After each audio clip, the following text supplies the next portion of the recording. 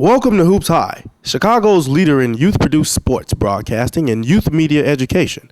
Hoops High is produced by high school students learning the skills of professional broadcasting. Hoops High is the flagship program of Free Spirit Media and is made possible in partnership with After School Matters, the Chicago Public Schools, and Chicago Access Network Television. We hope you enjoy the show.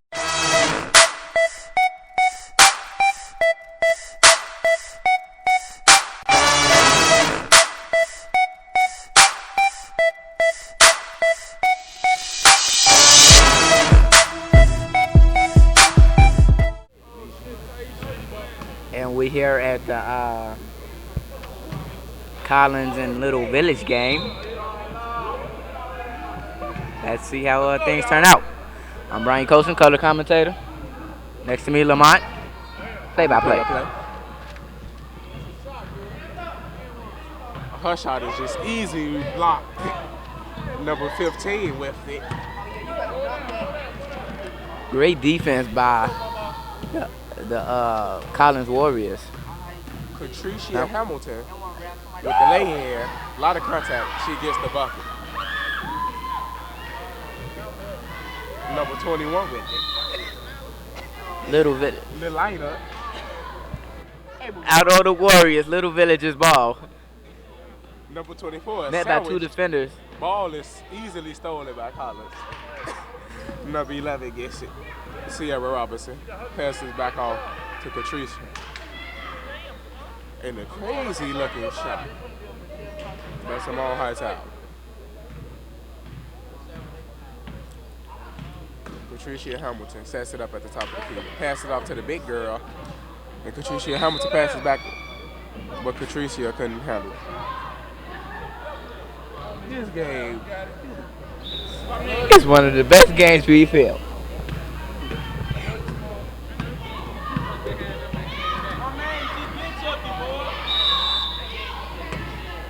Number 21 with the turnover, Liliana for Little Village. Simone passes back off to Patricia. Simone gets it, drives, does a little pro hop and gets the bucket.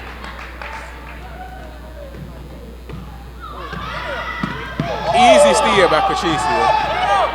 Passes it off to number 11. And she misses.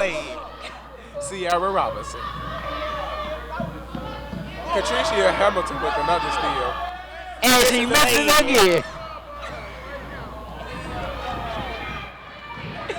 Little Village coming down the court. This is going to be a long night. And another steal by Patricia Hamilton. They're moving in slow motion. Air ball. Number 24 with the shot, and it is good. The crowd is hype out here. Rosalie.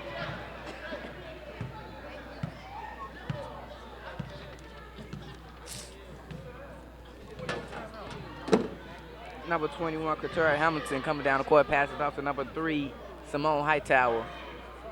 And she misses the lay-in.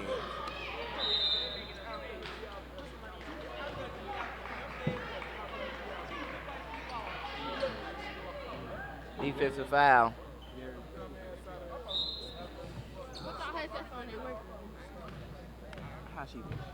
Hello. You know they ain't.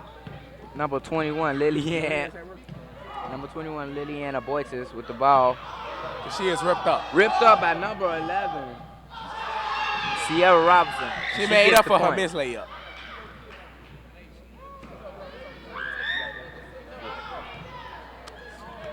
Sierra Robinson with another one.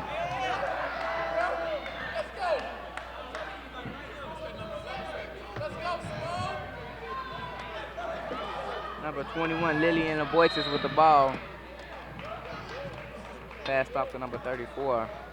And Alma Angel was fouled.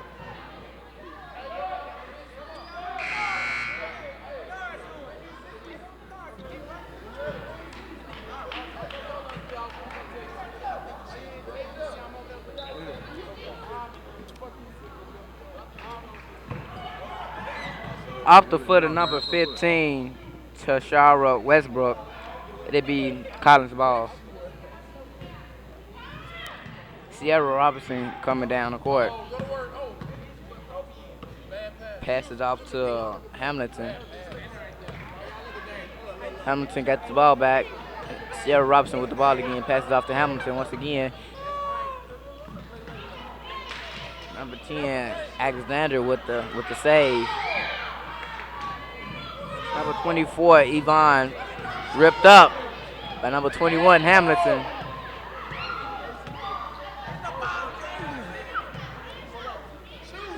Collins is up 8-2 here in the first quarter with 4 minutes and 29 seconds left. Hamilton coming in. Try the Euro.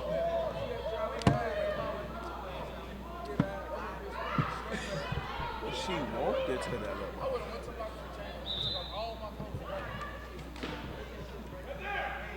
Hamilton inbound to number 22, Gunn.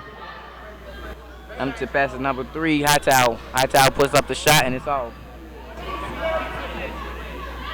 Robinson gets the ball.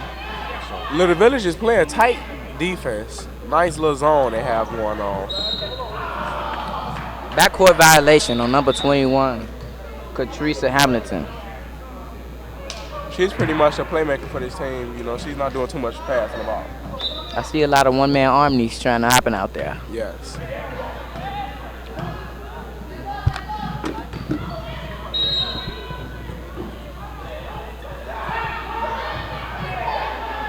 She kicked the ball. The crowd is hollering for a tech, but the ref just overlooked.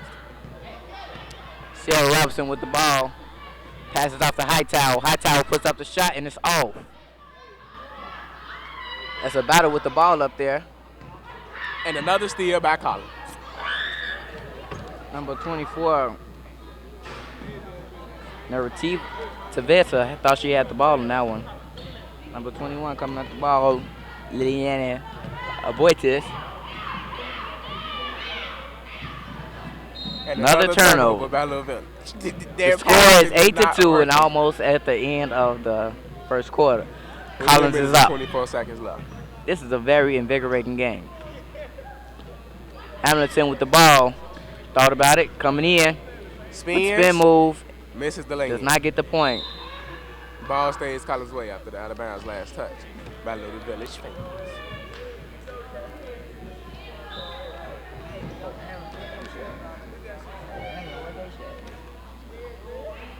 Number 21, Aboitis with the rebound.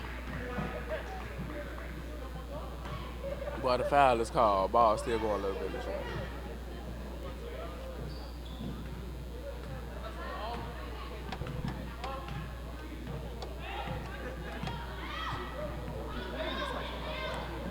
Aboitis ripped up. Hamilton with the ball coming in hot. And Misses that's the off. lane again. Collins is doing a nice job forcing turnover, but they can really not finish in the paint. I mean, they're doing a good job, but they just can't convert. As you saw, number 21, Collins, the superstar here tonight. Some of the Little Village Phoenix looking exhausted out there. And another steal. Hamilton with another turnover. Sierra Robinson coming up. Misses. That's off. Another layup. Sierra Robinson with her own rebound. Passes off to Hightower. Hightower puts the shot up, and that's good. But the timeout was already called. Not Toss it much to a to quick say. PSA.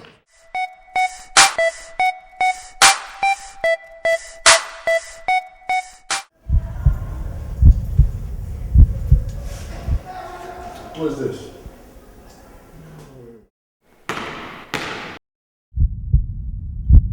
That's what I'm talking about. Thank you. Good luck. Come back next time, I got Got you, man. You didn't earn this.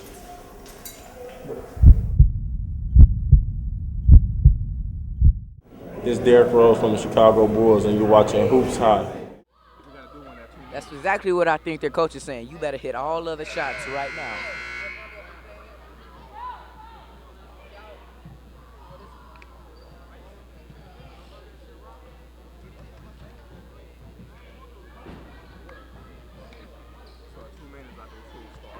Hamilton to inbound the ball.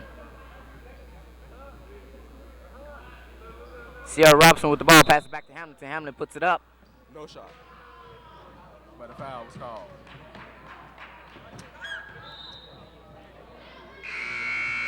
Number 1 checks into the game for Little Village. Number 1 is Brianna Johnson. Another turnover. Oh, It's regained. bad. Number 21, Leanna Bortes with the ball.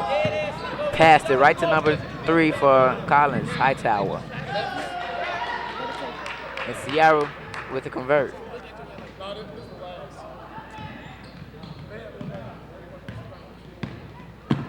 She's trapped. She steps out.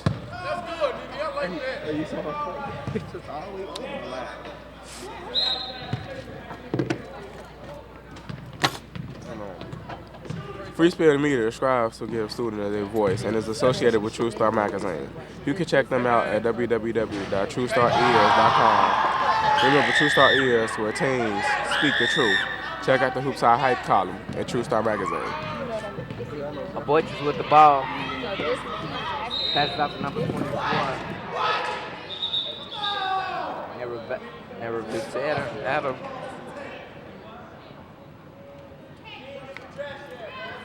Do you hear anything now? Hello. Now they hear themselves.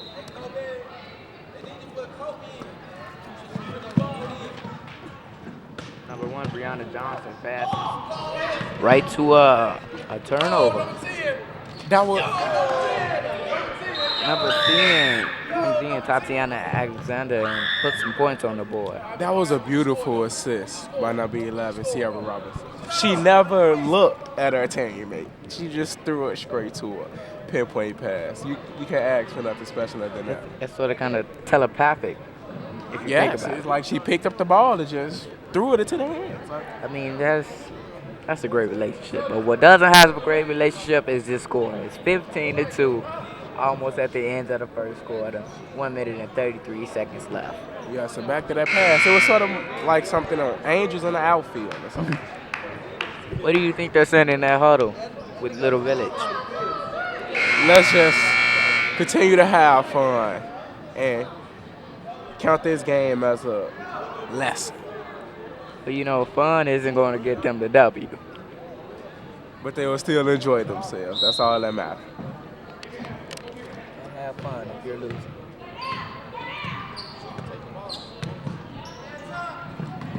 Another wild pass. by Rosado Little passes Village. off to number 1, Brianna Johnson.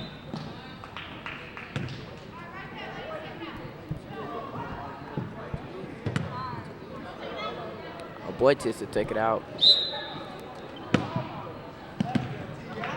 And another steal. Sierra Robinson coming up, passes it off to Hamilton, passes it off to Sierra. She gets When another it's in lane. there. She's getting all her points off fast break. They are in it to win it. Yes, they are. 17-2. Rosalie She's with the Rosa- ball, and she's ripped Collins. up. Hightower. And she is fouled. Almost an and one. Almost doesn't count. They really need to try to get back in this one before it get out of hand. Score 17-2. Collins up 15.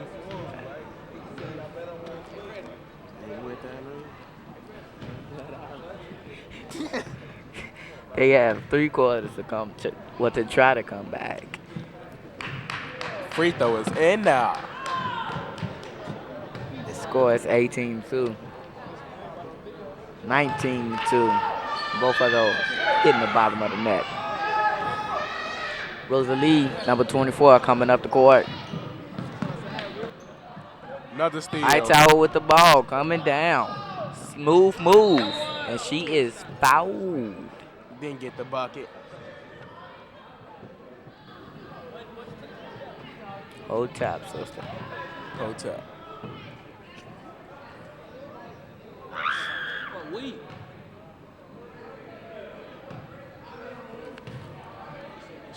First free throw is up. First one is up and in out. That makes the score 20-2. The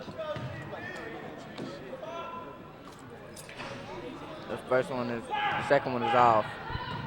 This Number score is really 15, getting out of hand. Westbrook coming up the court, passes off to number 21, Aboitis. And she is ripped up. Ball is poked out as we 15 game. Ball stays Little Village way.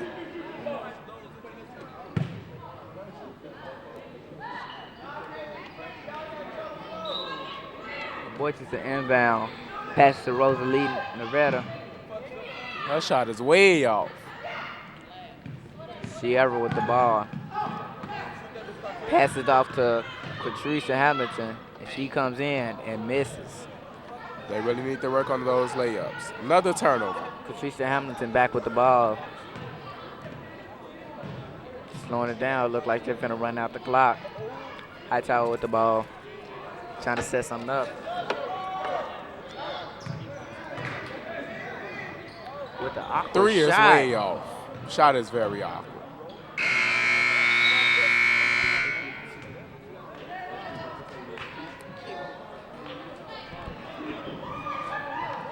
And that brings an end to the first quarter. Score is 22-2. 5 fouls for Collins, 4 fouls for Little Village. Toss it to a quick PSA.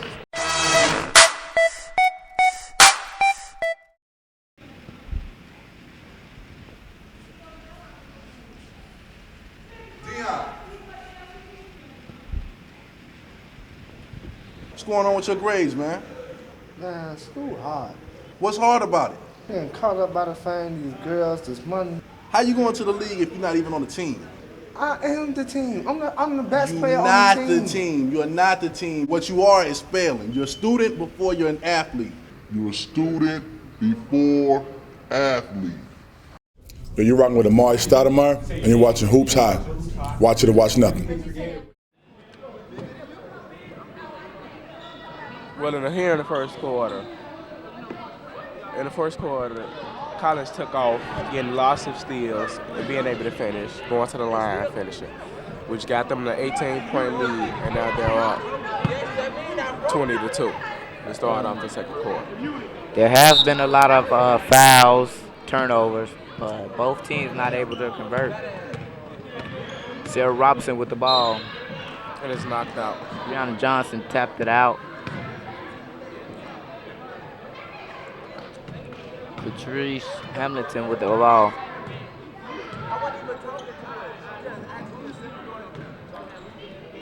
Patrice Hamilton gets the ball back from Sierra Robinson. Hightower puts it up and then she's been a star player for the team also. Yes. Being able to finish in the bucket. Rosalie. By her being a taller girl. That is out on Collins. Rosalie got down on her knees for that one. Trying to crawl or get it. It's either get down or lay down. Number 32 checks in for Collins. Irvina McGee. Rosalie put the shot up there and it's off. Hightower triple team. Foul. Collins is on a 20-2 run.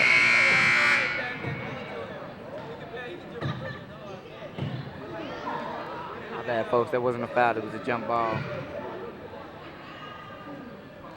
Number 52, Lily Sanduo checks in. She's working. Lost the ball. Patrice Hamilton doubled.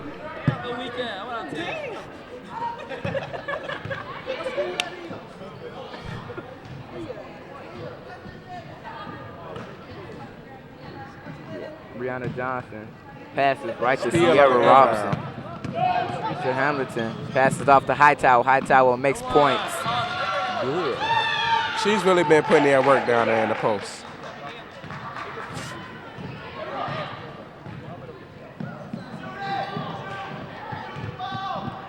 And Collins with a She is ripped up again, but a foul is called. Collins with a 24-2, with a 24-0 run. That's pretty amazing for high school basketball. Especially a girls' game. And the score just keeps increasing. Wide open jumper for Little Village. She couldn't convert. Sierra Robinson passes it off Catrice Hamilton. Hightower put the point on the And no it was off. points. Hightower tipped them out.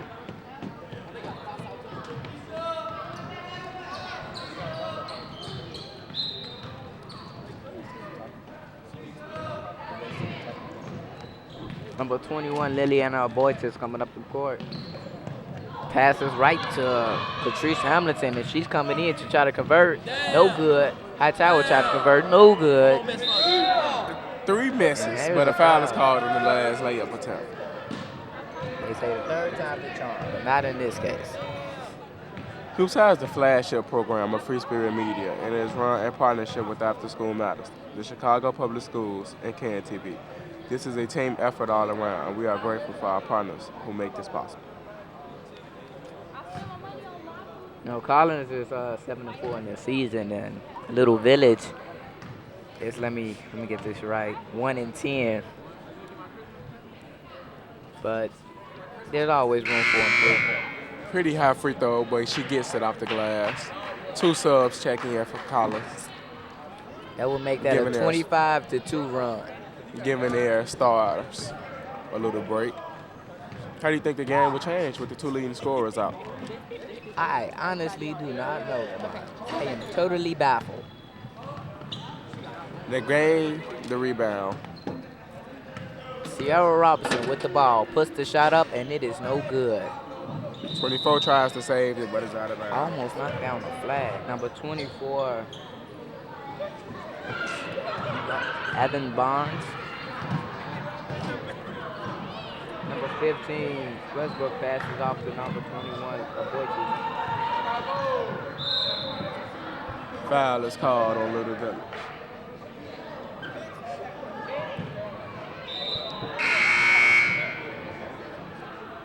Five minutes and 55 seconds left in the second quarter, leading into halftime. Score is 25-2. 7 fouls for Collins, 5 fouls for Little Village.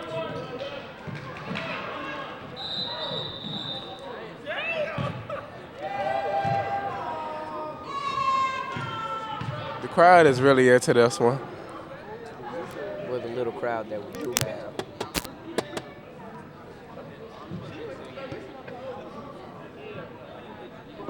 Look how they lined up for the free throw. Like a lot of confusion going on. Well, you know, this is Little Village, their first female basketball team, I'm guessing. I think.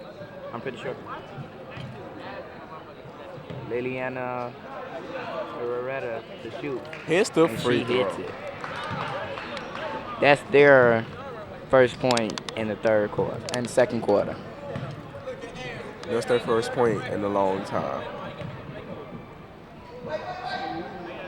It knocks down the second. She's pretty much shooting them with one hand. Oh, and number 1 gets the steal, but misses the lay-in, gets her rebound, and it is blocked. Oh, number 15. Number 15, Look, Westbrook. I smell a comeback. I smell something. I don't know if it's a comeback. Team not communicating. Number 32. Irina McGee passed it off to Hightower. Hightower took the shot. Number 24. Those are leading error better with the double.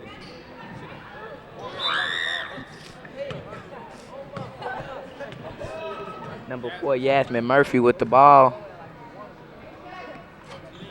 She just checked in, but she's looking good out there.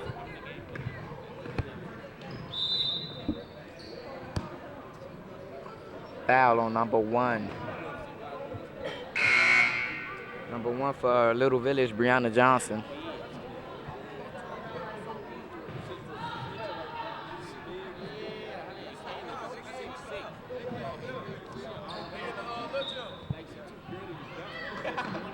And a steal, oh my God, by Little Village.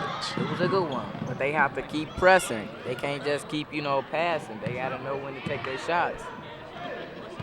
Number 25, Alex ripped up. Fortressa, almost ripped up. Passing number 24. Hightower coming up the court with a little rock move, almost stolen by number 24.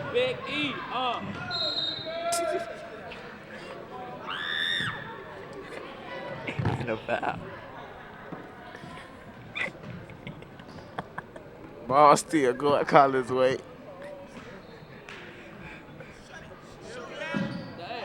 Number Shot is 4 way with a little too with a strong. hard shot. Yasmin Murphy. Number 24, Rosalie Nerevetta with the ball. Passes off to number 25, who takes the shot. Alice Contreras. A foul is called.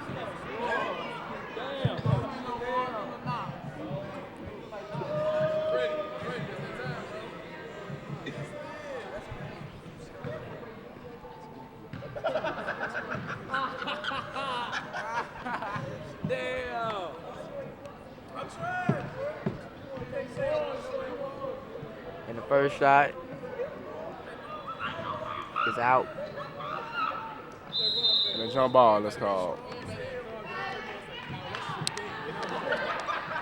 Stays Little Village way. Collins is leading by 21. A straight blowout here for Little Village. Number 15 heads that open shot. Pass it off to number 25. Westbrook passed it off to He number drives, 25. puts the layup behind the backboard. And do it. Hightower 21 passes gets the off to shot. Sierra Robinson. Sierra Robinson coming up the court slowly. Passes off to number 4, Murphy. Murphy gets the ball right back. Thought about taking a shot. Passes off to number 24, Yvonne Barnes. Hightower with the awkward shot, and it's off the rim. That looked like deja vu because she tried that jumper before and it landed the same way on that rim. Kind of like a stapler when she's going up.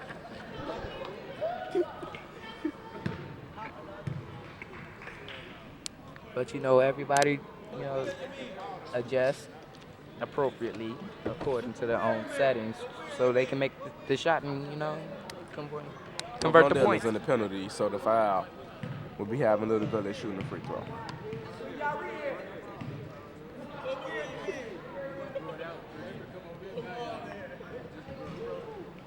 And that's all.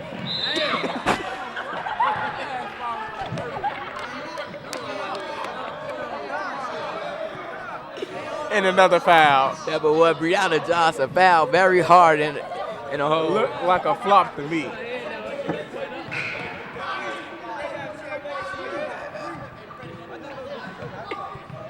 Little Village is back at the line.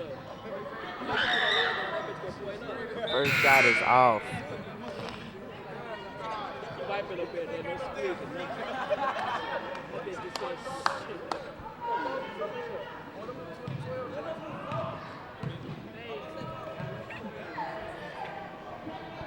The second shot is up and off. Sierra with the ball passes off to John Hamilton, my bad. Hamilton thinking about bringing it in, pass it off to Hightower. Hightower put the ball up, and there's no good. No good. Once again, another missed layup. Collins could have put the dagger in them a long time ago if they would have hit all of their layups. Yes. Liliana Boitis passes off to number 24, Rosalie Nevada. Passes back to number 1, Brianna Johnson with the The high jumper is good. number 15 to Shara Westbrook with the very high jumper. Scores 20, 25-8. Hamilton brought it up court. Hightower tries to Another make missed the point layup. good. Gets her own rebound. It's knocked out of her That hand. is saved by number 4, Murphy. Swings it over to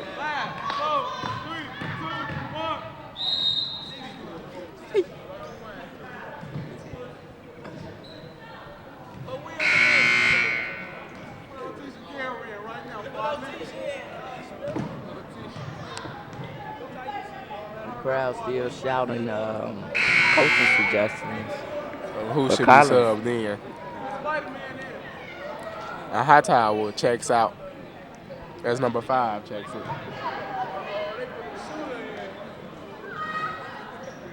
Number 5, Juana Collins checks in.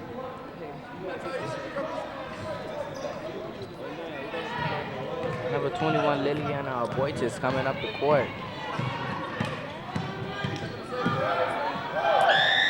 Pass Passes off to Sierra Robinson, who was her defender. And the layup is missed after the good outlet. 24, Evan Barnes could not make good. Jump ball. This is a crazy game. You can see on the replay.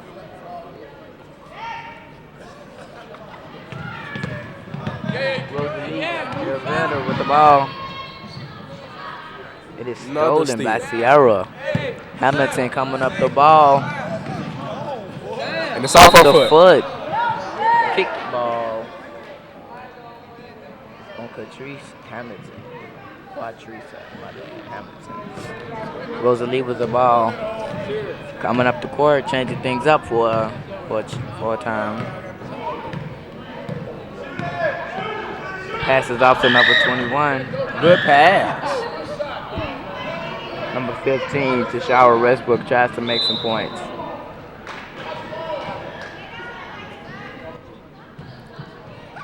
It was 25-8, minute 50 seconds left in the second quarter. Simone Hightower checks back in.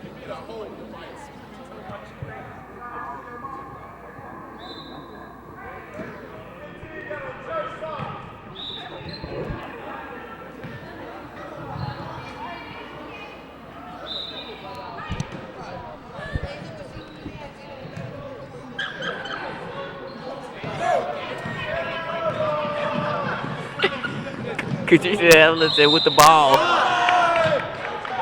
She is foul.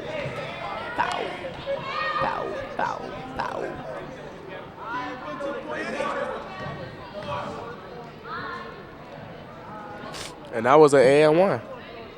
Could she convert the play? I don't know if she does. That puts put Collins up by 20 once again. And she's off with the first. Or was it an and one? I'm confused because she only should have been taking one shot. No, she didn't get the and one. She didn't get the bucket.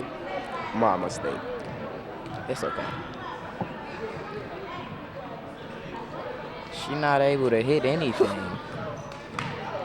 Number 25, Alice Contressa Ross with the ball. She's holding it from her back. She's holding it from behind her back. She really wanted that ball right there. Boyce's pass is off to Rosalie. Rosalie intercepted by Hamilton.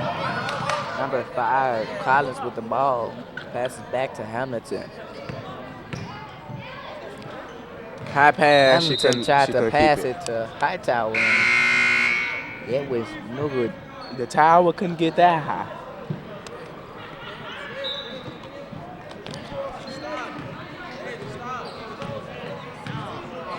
Rosalie coming up the court. Rosalie Nervara Erveta. And she is ripped up. When she actually loses the ball, and goal out of bounds. Another turnover by Little Village. I estimate that it's about 20 turnovers here for Little Village before halftime. It's been more than that through the whole first quarter, so your estimate is completely off. I say about 52. Hightower gets the ball. She's killing them in the post. No one is tall enough to guard her. You know, when you go hard in the paint like that, It's only right. you leave them stinking. What they thinking. Number 50. Another steal. Number 50, Tashara Westbrook tried to keep up with it, but she couldn't.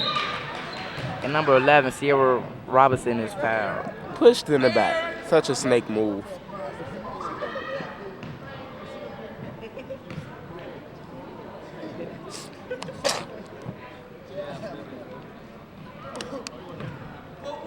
Score is 30-8. 36.3 seconds left before First halftime. one is up and in. This is the biggest lead that Collins has had all game so far.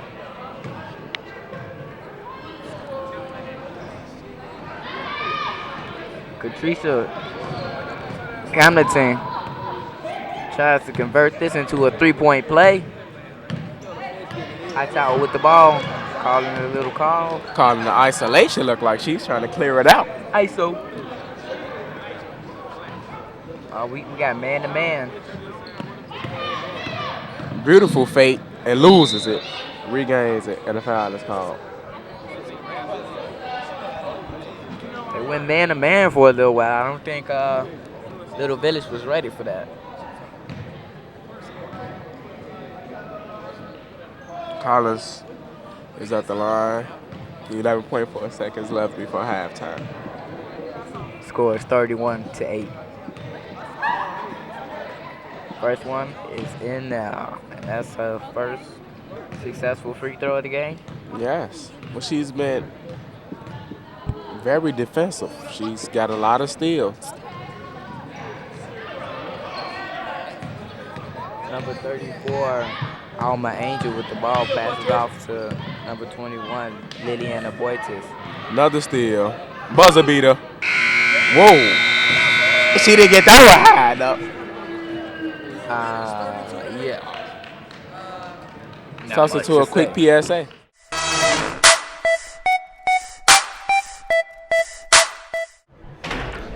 Who's this fool, man? Hey. This man. Look, it don't matter who's talking in there. She just told because I gotta go in the hallway. Somebody help me! Somebody help me, please! One of my phone, man. Hey, little bro. What's going on with you, man? Nah, I was messing with you. Hello, my name is Kevin Durant. You're watching Hoops High. Chicago, Chicago, that toddling town. Chicago, Chicago, I will show you around. I love it.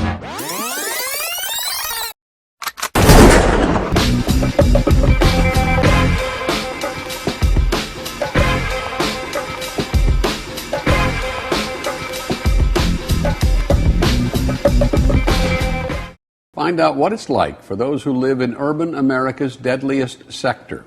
Dozens of people have been shot in the last week. Shooting violence has gotten so bad in Chicago that gunfights are breaking out now at existing crime scenes. On street corners, in parking lots and living rooms. 52 people were shot, 8 of them killed, in a wave of violence across the city. An epidemic of violence. Sometimes the shots hit, sometimes they don't. Violence in Chicago is just more than statistics. Youth struggle with this epidemic every day. I do not feel safe in my neighborhood because of the gang violence. I sometimes feel safe, but most of the time it's like, what if something happens right now? I have witnessed violence on a few occasions. Like one time I was coming home from school with my brother, and he said, "You're gonna see something today and I don't want you to tell anybody about it." And I'm like, okay then. And then we went around the school and there were like 2 rival gangs. And then he got into the middle of it and he told me, oh, stay with my friend. So I was staying with my brother's friend like next to his side. And then this other guy from the crowd like came into the middle and him and my brother started fighting. And then I was like, what the hell's going on? While youth deal with violence every day, there are organizations who are trying to help decrease violence. Violence Interrupter is people who used to have like a higher authority towards the streets, who trying to better themselves. And the reason they call them Violence Interrupter because we try to prevent shootings up front before anything happens. Interrupter. Oh, the tip of the day of a Violence Interrupter. Basically, what I do is I hang out with the target population, which is 16 to 24, no matter where they be at, if they be on the street corners, if they be in a gym, if they be anywhere where trouble could trigger off, I try to be around them and I try to pick the hottest areas in my beats and try to hang out with them just in case if something do go on, I'll be there to try to prevent it before it escalates to something else or somebody getting shot. I'll be there with them. I just hang out with them and try to keep them on a positive motive or doing the right thing. Well, I know for me, when I was working with the Peace and Leadership Council, we were able to take a group of students to DC for a National Youth Summit. And that was a really powerful experience for me because I saw the change that the students I was able to take with me went through over that trip. I mean, you know, I wish we could say that, you know, our program is just the ultimate solution to gang violence here in Chicago, but, you know, there's really no one solution to it all. But I think if you're working, you know, firsthand with those youth that are committing the violence in the communities, I think, yeah, that's definitely the root. The root is, I guess, the gang violence is just a lack of resources for youth out there. So we provide those resources. So I really do think we're hitting the root of the problem. We came up with the concept of to address violence in the streets, to have street games like these, where kids, youth, and families would be encouraged to come outside and spend time together and play basketball, and basically have you know, a positive experience in their community. And since then, we've been continuously doing this every summer since then for over 10 years. I think what makes a peaceful community is the fact that the family is united, and just the fact that the whole community has to be communicating with each other and sharing their ideas and coming just in one. While organizations and communities in Chicago are combating violence, individuals can help their own community. You should always avoid violence at all costs. That's never the solution to resolving any conflict. Violence is not what's happening. It's a dead end. It's a no-win situation. It's either a 6x9 cell or a 6 feet deep graveyard, basically. One of the two. Either you're going to jail or you're getting killed. It's your choice.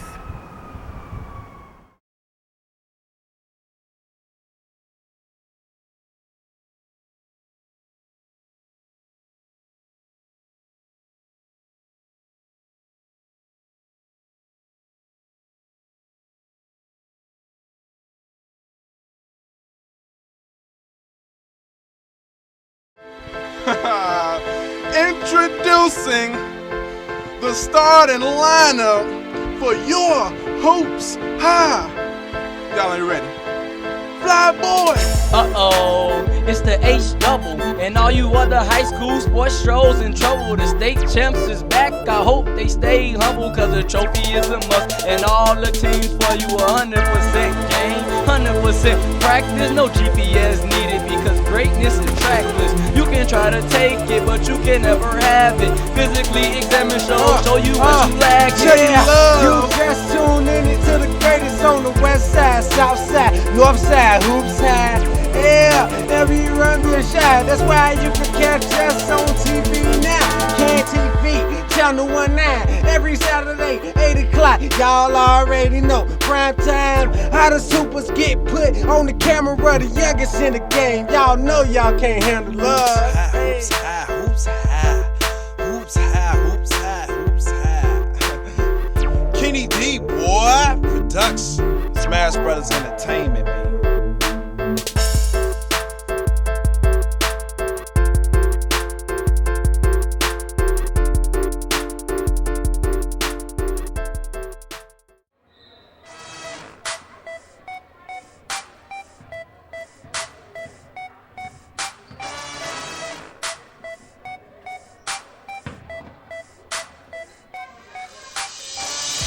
Put the ball up.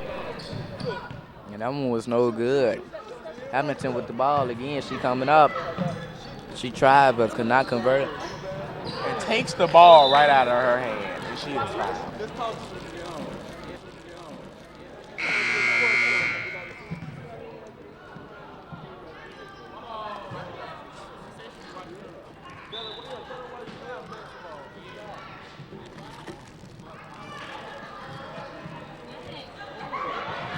Layups just airballing all over the place. Hamilton coming in, passes out to number 22. And she airballs. She should have used the backboard. Deja Gunn, number 21, Lillian, the Butch is coming up the court.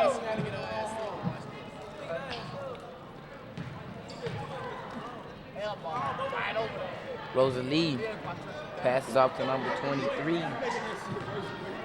This is the open J.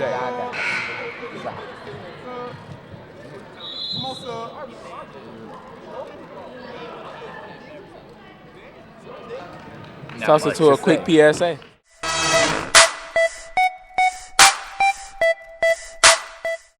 I didn't want to be like every other boy. Well, I couldn't. I boxed. I was 7 years old when I actually fought someone. Nothing serious, all playful. The thing is, I enjoyed it. Everybody likes to be dominant in their own way, but this was mine. I was raised in boxing by my cousins and my uncles. I can't say I was forced into boxing because I liked it. I can say I was forced into the work ethic. As life began to pass, the more I started to love the sport. It kept me out of trouble. It helped me build toughness, strength, and durability, not only in the ring, but out it, in life. The goal is to go more than 12 rounds. And even if I don't go professional, I can say boxing has done a lot of things for me. This is my sport.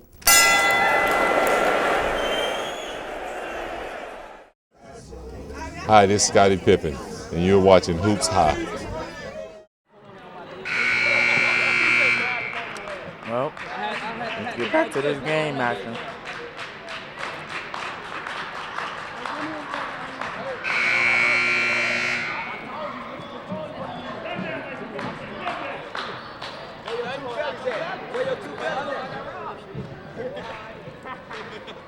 That's my new name, Reese 2 times. You gotta say it 2 times.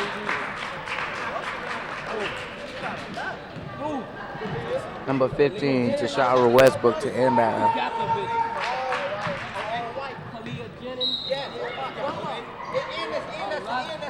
Passes to number 21. Liliana Aboitis tries to play the big man game. And it's ripped up. Passes off to Hightower. Hightower puts the ball up, and it's no good. Very awkward layup.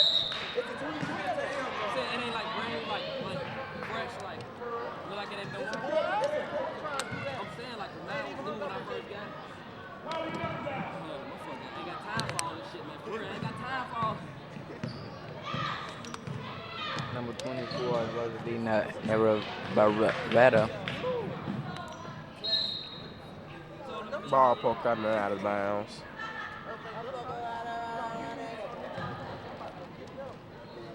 They right there, they right there. Number 11 got them on. No. Yes, top box. Number 22 tried to, she comes in. My bad, number 24, Yvonne Barnes comes in to convert.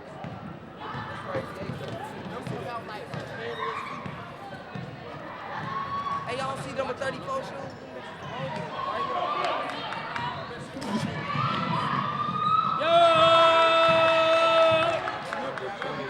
Score is 36 to 8. Look at me. That's points on the board.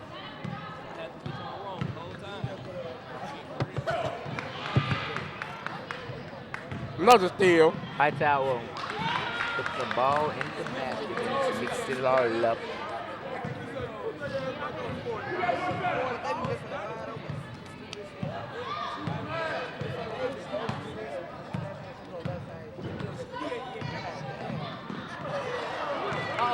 Another steal.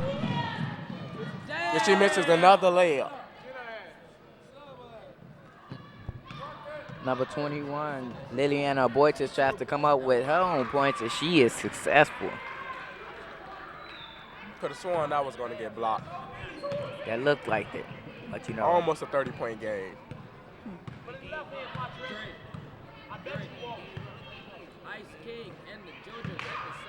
Hightower passes off to number 10, Tatiana Alexander.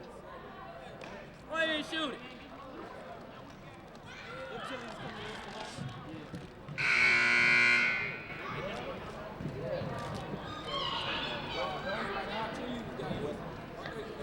Number 21, Liliana Aboitis to inbound the ball, passes off to Rosalie Merivetta.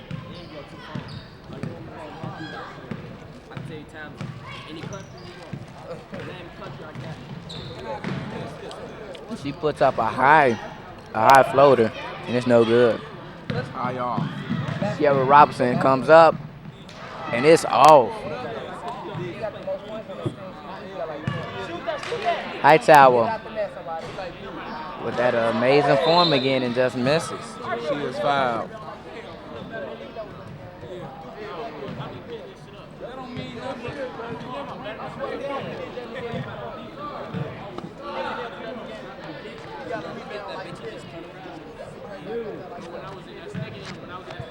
Number 24, Yvonne Barnes was fouled, and she's at the line to shoot.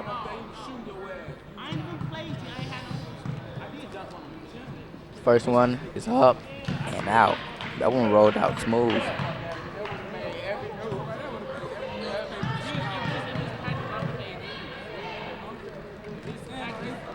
Second one is no good. Sierra Robinson with the rebound. Pass back to Yvonne Barnes. She puts it up and in.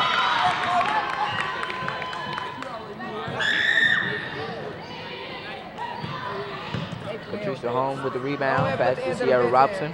She puts it up and in. 32-point lead, 42-10 here in the third quarter with 4 minutes and 5 seconds left. Liliana Boytis with the ball. Another steal. Whipped up, Hightower with the ball. Passes off to Hamilton. Hamilton coming in high. Puts it up and in there with the left.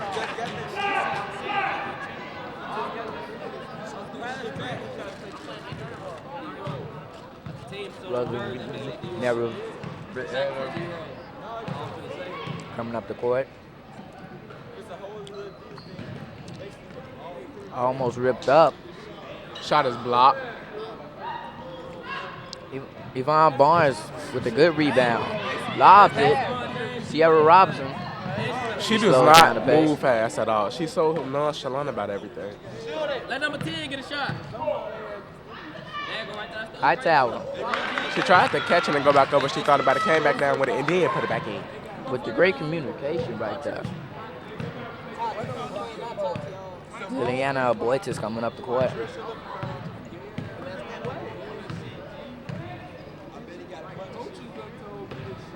Another steal. Rip up. Number 10, Tatiana Alexander passes to Patricia Hamilton.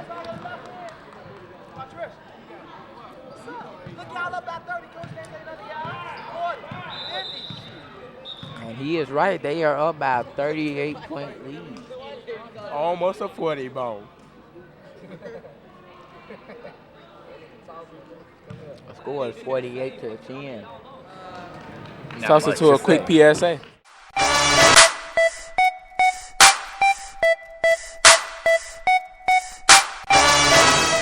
I love basketball. Then I got the opportunity to go pro. After thinking about it, I considered it. But did I make the right choice?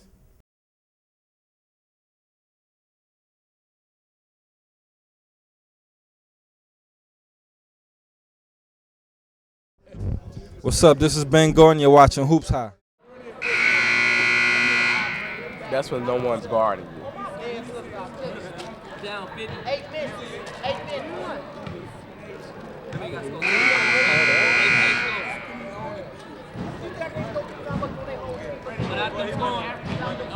They gotta get the ball. Once you go steal that bitch every time, 25 times. They gonna throw that bitch back and forth. I gotta stick everybody. Alright, so how you gonna steal it? They gonna be swinging that bitch up top. Alright, who you gonna be? Everybody. So every time the ball run, you gonna run to it. Ref gonna be like, oh, foul. All you gotta do is foul Patrice.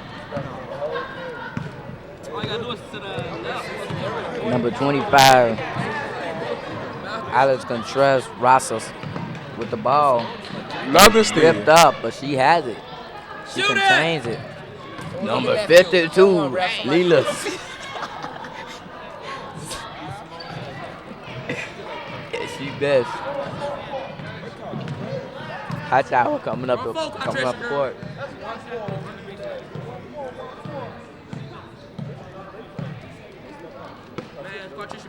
Pass to Quatricia Hamilton. Y'all got a whole quarter left. Just shoot it. What, he gonna take you out? There, go right there. No, She gets the cut but misses the layup. Then you know, Boytis fighting some of our own teammates down there. Go fuck you up, Quatricia. Gotta step back.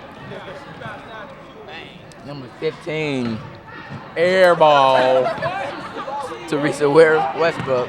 With the steal. Over. Be up, Patrice.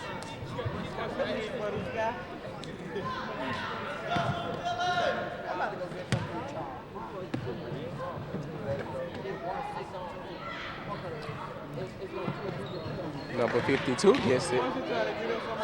Number 52, Lita Sandul. Close jumper. 15, Tashara Westbrook. How good, though.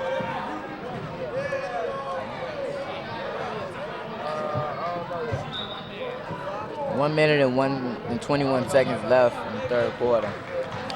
As Sierra Robinson brings it up the court. Very slow and nonchalant. Number 24, Evan Barnes passed it off to Hightower.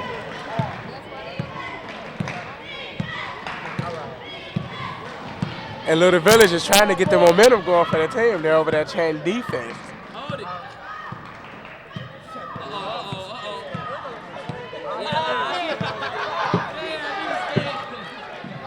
Yvonne Barnes with the ball. Feeds it, tries to feed it to Hightower. And it was a little too hard.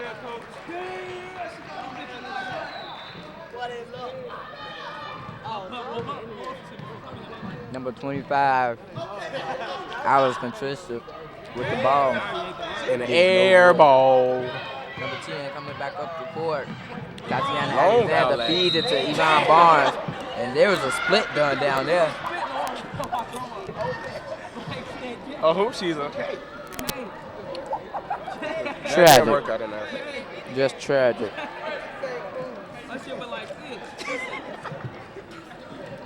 She could have pulled her groin while she was down there. And that is very painful from what I hear. She should have been going to the line for that one. She's a true warrior for getting back up after that and staying in the game.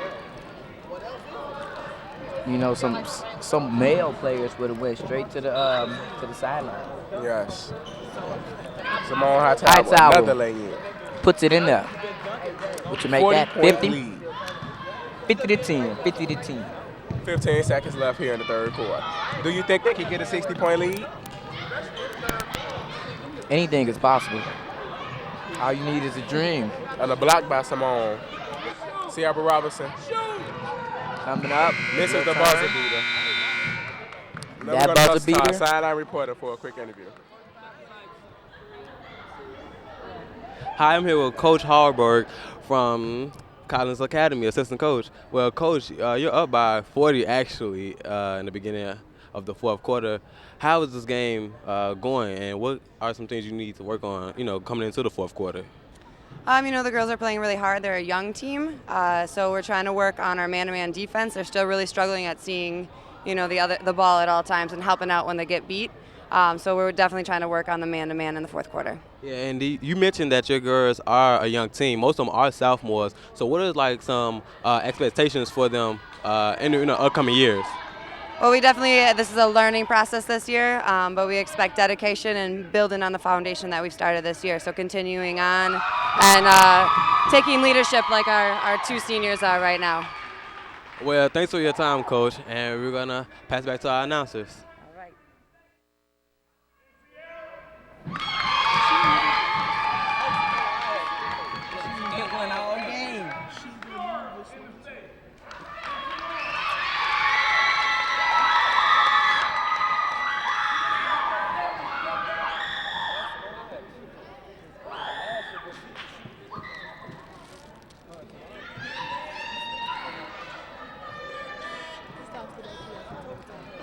And thanks for the nice sideline report.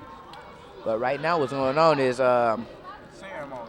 Collins is celebrating their seniors, which they have two. Number 3, Simone Hightower. And buckets. Buckets on buckets on buckets. Points on points on points. A lot of rebounds, a lot of steals. And number 11, Sierra Robinson, who has also been going to work hard in the paint like Flock Flame. Yes.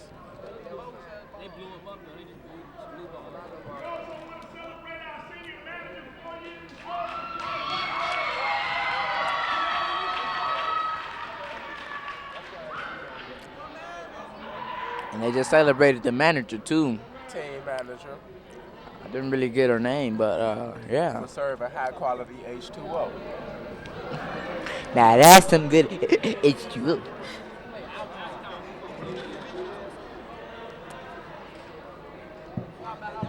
Pose for the frame.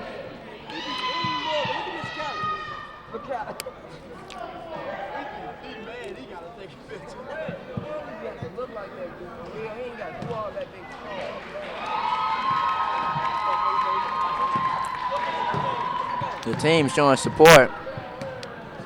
It's a little heartfelt out there. That's a sentimental moment.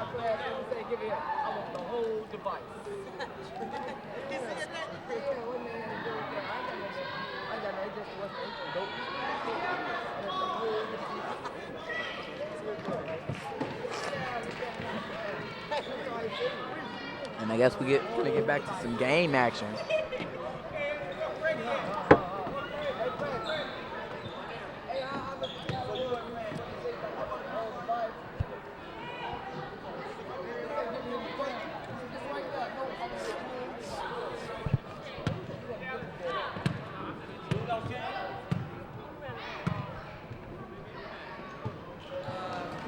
Toss it to a quick PSA.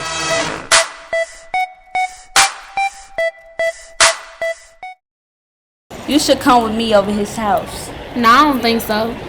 It's just gonna be 2 dudes, me and you. Every girl in the school had their chance with them except you. True, but I don't want to fit into that category of being a slut, even though I did hear he was good. After this, all the dudes in the school gonna want you. All the guys? Yes, all of them. Okay. You're right, I'll go with you.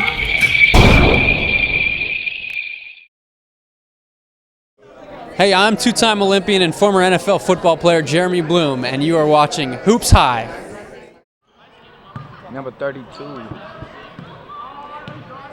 Eugenia Green McGee passes off to number 5, Shaquina Will Collins. Passed it off to Hightower. Hightower passed it off to...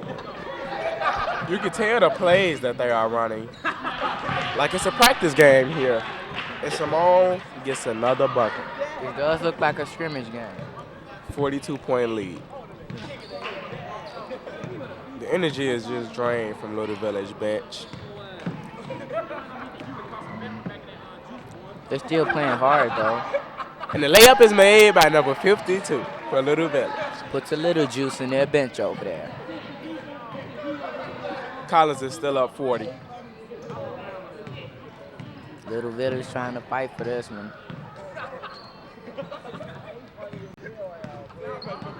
Number 5, Minor Collins with the ball, passes it off to number 32.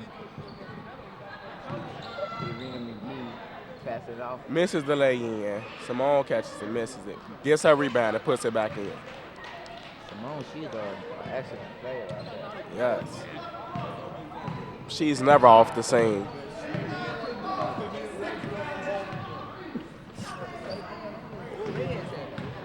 Number 25, Lisa Catras, pass it off to Shara Brooks. And number 52, Lila Sundell puts it up.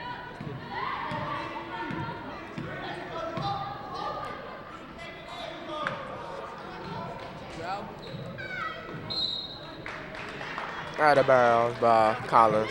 Ball still going Little Village way.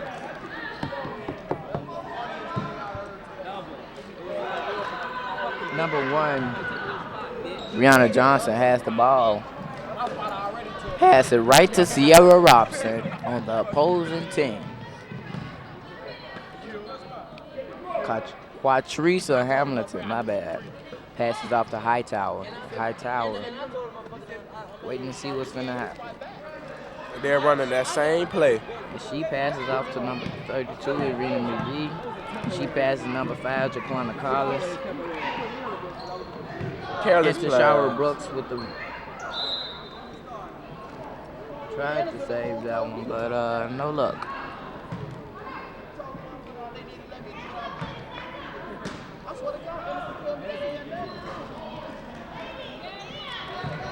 Simone Hightower puts up an easy 2 points. Again. Number 24, Rosalie Nevada. 44-point lead. Coming up the court. And an easy steal for Quatrice. Ripped up by Quatrice Hamilton, and she puts it in. That makes it 58-12. Rosalie Nevada looks frustrated as she coming up the court.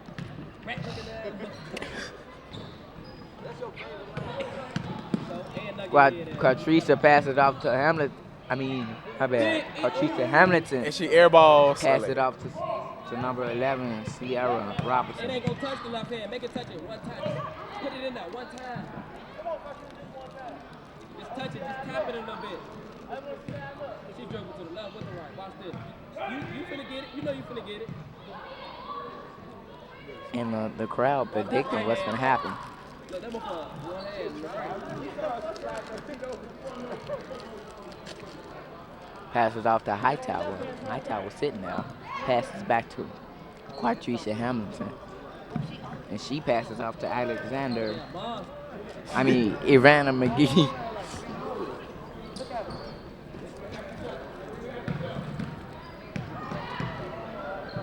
And she passes back to Quatrice Hamilton.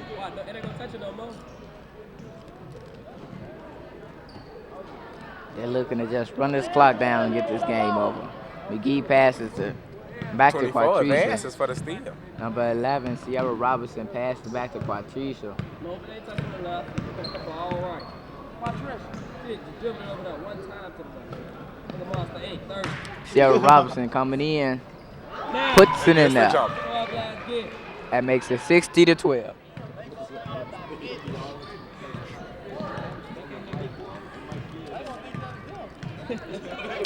Number 24, Rosalie passes off to number 25, Alice Contressa. And she tries to come in, and it's no good. Number 52 has it. Travel. Number 52, Lelia Sandel.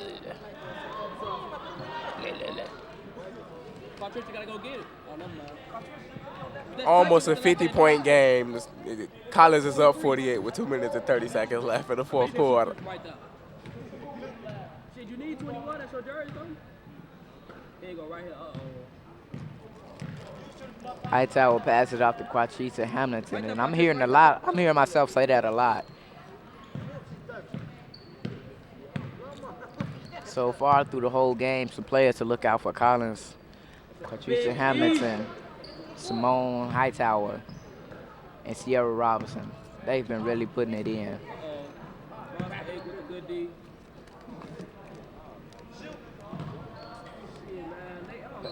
She passes off to Simone Hightower.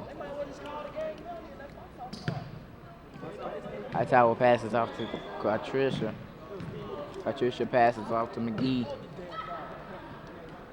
Collins. My bad, Collins. Simone with it at the top of the key.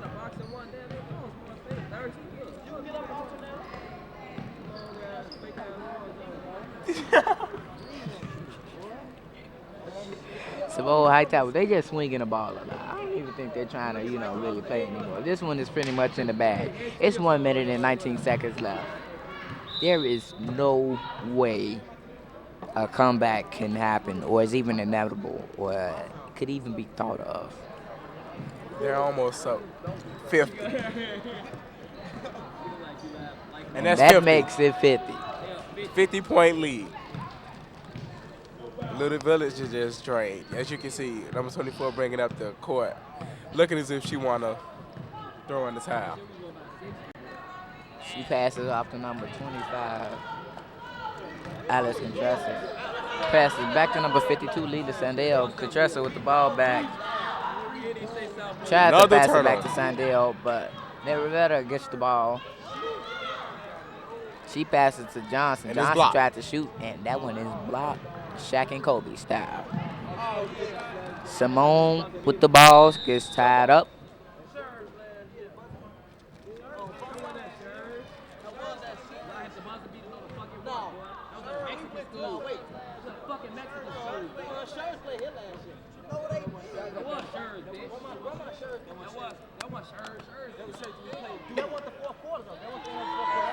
Number 21 puts the shot up there, and it's almost in. And that is the end of the game. 62-12, 50-point game lead. The only even time I seen that there was in the game where, you know, a comeback was inevitable was the very, very beginning of the first quarter. Little Village barely made it out of single digits. 62-12. That's very impressive. Both teams played their heart out, tried their best. Long as Little Village had fun. And they can. Never going to toss it to our sideline reporter. High Hill played against Simone Hightower from Collins Academy. Well, Simone, you put up 23 points in today's game, and you guys won by 50. What did you do in order, you know, to get? What was the mindset you had, you know, coming into this game? Really, I just tried to do as much as I can because as a senior, this is not going to be my last time playing on my team. So, yeah, that was my motivation. Well, as a senior, like, what are your college plans? Like, you know, do you plan on going overseas? Like, do you plan on playing, you know, in college? I don't know yet. You don't know? You don't have no college plans whatsoever? No, basketball not really my sport. It's volleyball, so. Okay, well, you still put up 23 points today, and that's it for Hoops High. Stay tuned for more Hoops High next week. Treese Hamilton gets the ball back from Sierra Robinson. Hightower puts it up and then passes it off to Number. Drives, puts the layup behind the backboard. Passes off to Hightower. Hightower puts the shot up and that's good. You can watch Hoops High on CAN TV, Channel 19, every Saturday at 8 p.m. Please visit www.hoopshigh.org to learn more. Hoops High and Free Spirit Media would like to thank our sponsors. We are grateful for their support in making our mission of youth media education and opportunity possible.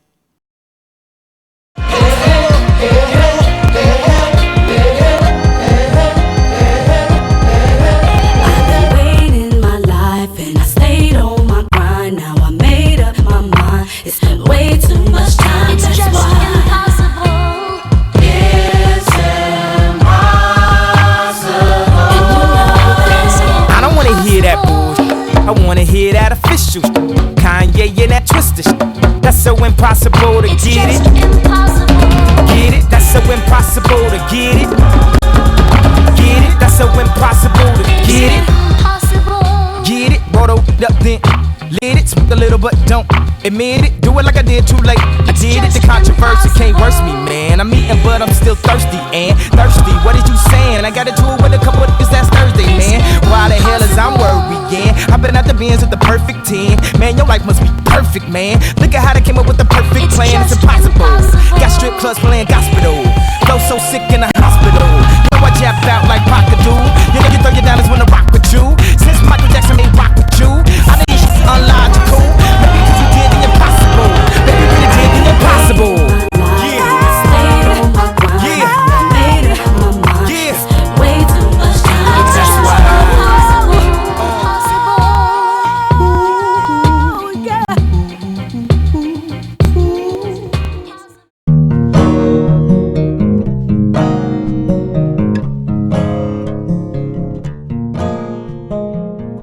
If they probably never was exposed to it, they probably would have never have done it, but it's something that you see that interests people a lot. I never worked with a camera, you know, it was my first time learning about a camera, you know, zooming in, zooming out. It was a real good experience for me, you know. I think it changed a lot in me too. It changed how I think, and it changed like something I like to do in life. When I get older, I want to be some type of actor. So being in this classroom really helped me out, really exercise my ability to act. We shooting it and we shooting it off like what we done been through, and like people get to see it and they watching it and they liking it. Like young kids in the community can do stuff that's like worth some type of value.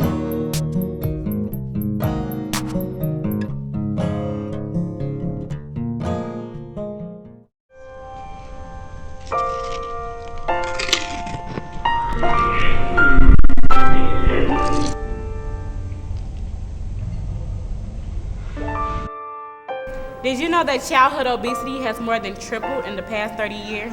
Not these stairs again. Hey, what's that? What's that? Chips? You don't need it. There are many ways to prevent childhood obesity. By eating healthy. Start drinking more water. How does American culture determine if one becomes obese? Is it our unhealthy choices? Is it our lack of knowledge or access to healthy foods? Or does the media play a huge role? Maybe it's the lack of being physically active. Why is my community so obese? Well, my name is Corey McQuarrie. I was in love with all the fast foods, junk foods, and the grease until I realized that I was strolling down the path to obesity. I started getting insecure about how I looked and how I felt.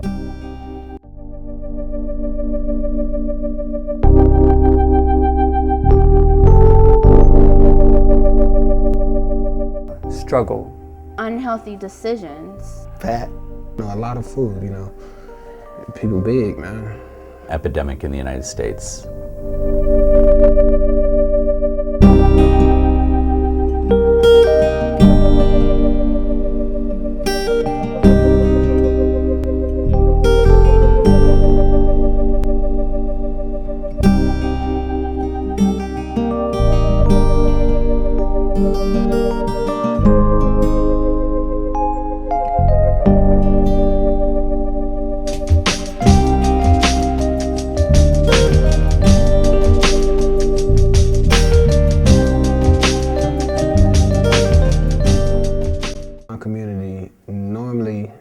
You don't normally see them walking around eating apples or oranges or bananas, something healthy. You oftentimes see them eating bags of chips, unhealthy foods. I come to school on the west side and I go to other classes on the north side, so it's basically I get to see like all around. And from what I've been seeing is that everybody's having the issue, and like when I come here, it's not even 8 o'clock and I see kids eating hot chips. It's not 8 o'clock yet. Why are you eating hot chips, Or they would eat extremely sweet things in the morning.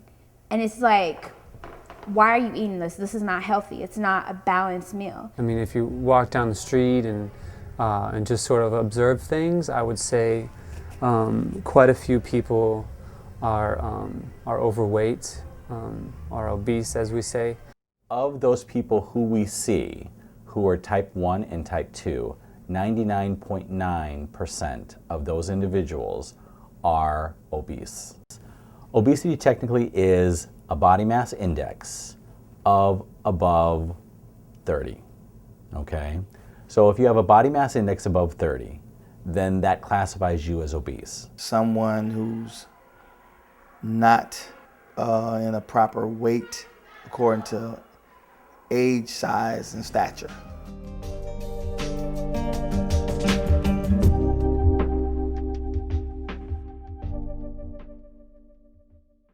My grandmother, she struggled with it, and my aunt, she's currently struggling with it. Actually, my grandmother, she died from it. She was bedridden, and my aunt, she's bedridden too, and she struggles with it. She's immobile. She can't do anything because she's so big. Many people who have a chronic disease like obesity or diabetes suffer from depression.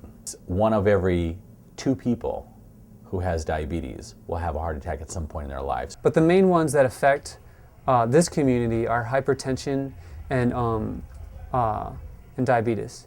And so there's so many things. Once you have a chronic disease, which is what those things are, in essence, you have it for the rest of your life. So the results of that disease are all different things. You're taking medication, you're monitoring your blood sugar. People who are 300, 400 pounds, you've seen them on TV. They may not be able to get out of bed. So anytime you put an increased stress on any body part, that body part is eventually going to give out, okay? The heart is something that you'd rather not have get out on you. My dad, we actually have the gene for obesity. So he keeps us away from that type of food for that very reason, and just to keep us healthy and energy filled and not sick.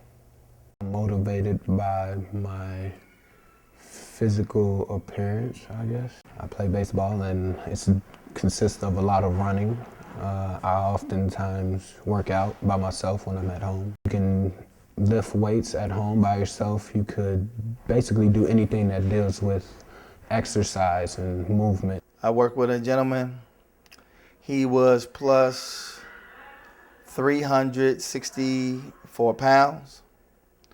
He had high blood pressure, he had diabetes, cholesterol was very high. So he went on a strict diet of working out and exercising. He ended up cutting over 150 pounds. He runs marathons, he's off all his medication, and he's in great physical shape.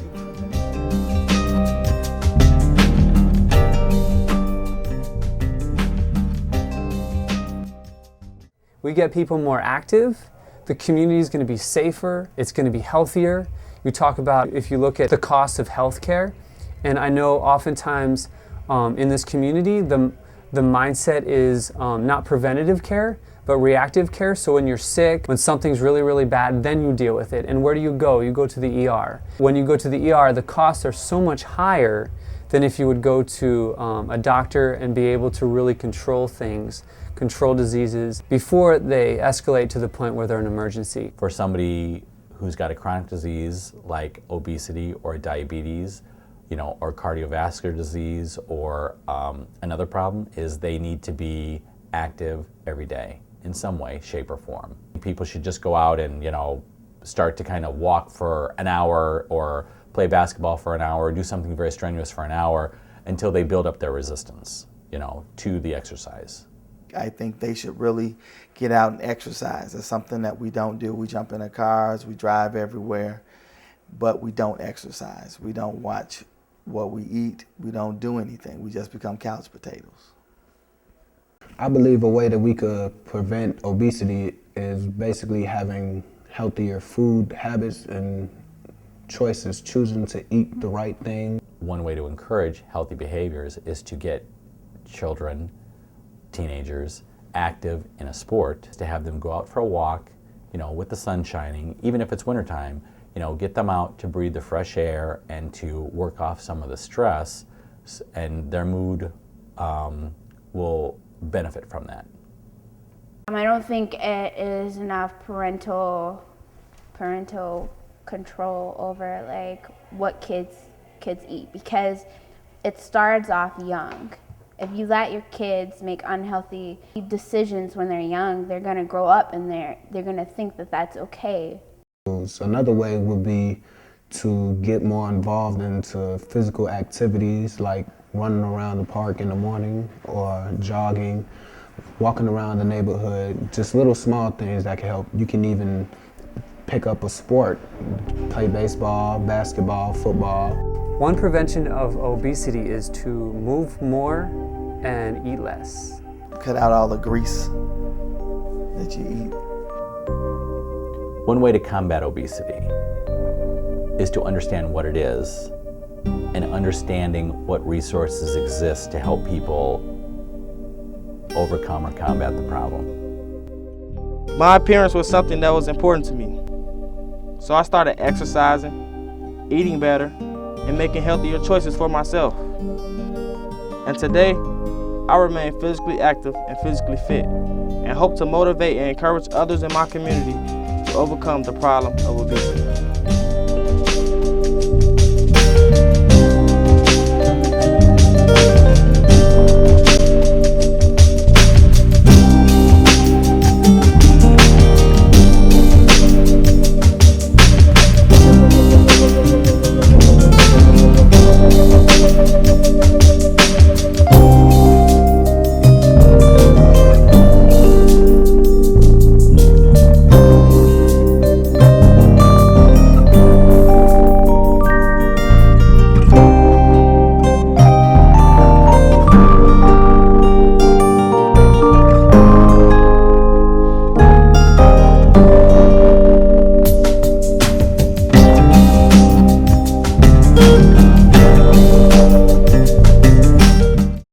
many stereotypes in the world, even when it comes down to your health.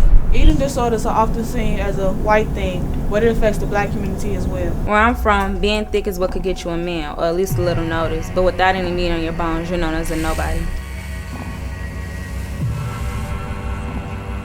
I always thought starving myself and never eating would get me the lead role in any ballet production I ever wanted to start in.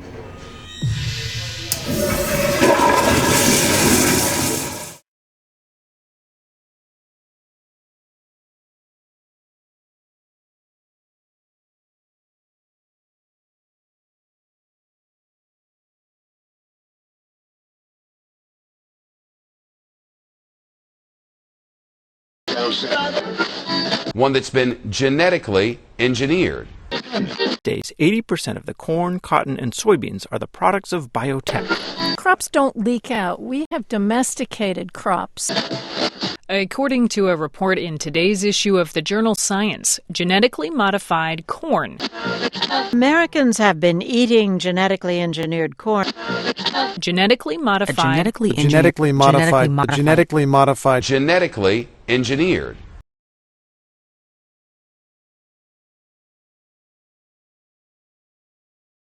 Genetically modified foods are foods that have been bioengineered. You're taking crops and making them more, in theory, successful because you're adding in genes to make them, resistant to different kinds of bug pressure or resistant to drought, to be able to grow in conditions that maybe naturally they don't grow as well in. Foods that have been altered to some degree in a laboratory on a very basic level, like a cellular level. It's when you take the DNA strand of a particular variety of a plant and inject it with some other DNA strand.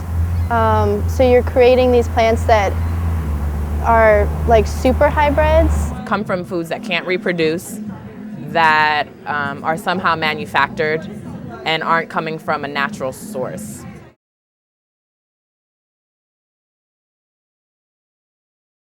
I would say that the effects of genetically modified foods would be harmful to us just because that there's a level of it being synthetic. For instance, when they splice fish into tomatoes, you think you're allergic to the tomatoes, but you're actually allergic to fish. Anything that is being modified, that is being mixed with things that are unnatural are going to have negative effects on our bodies. You don't really know, again, what that mutation is going to do in the human being. And then once that human being cells mutate, you don't know how, you don't know those variables. You can't control those variables. They're not providing the essential nutrition anymore. It takes us we have to eat so many foods these days to get the nutrition value of food that was grown back in the day, that was organic and fresh and on someone's farm. It's giving us a certain amount of artificialness in our bodies, a certain amount of toxins in our bodies that we then, that our body can't really metabolize. So then our body has to do something with it, and a lot of times it expresses itself in, ill effects. So hypersensitivities, allergic reactions are one of the most common things, most prevalent things that we see. And all a part of healing those naturally is eating organic foods. In general, I'm kind of wary of anything that's going to disrupt and balance in an ecosystem. When those foods get into the system and have to be acknowledged and recognized at a biochemical, cellular, physiologic level, the body knows the difference. And what we're seeing is things don't work the way they did with the natural substance. When you throw one thing off, it's going to lead to other problems down the line that we may not be able to foresee. So I think the combination of both of them are really impacting the health of everyone because there's more and more toxins in the earth and there's more and more genetically altered foods that people are consuming. The effects of genetically modified foods on lands is really hazardous because from what I understand, the seeds that are being used can contaminate actually organic and foods that aren't modified at all. It can contaminate the dirt where that dirt no longer can produce or isn't healthy enough to help grow the food that is in that land.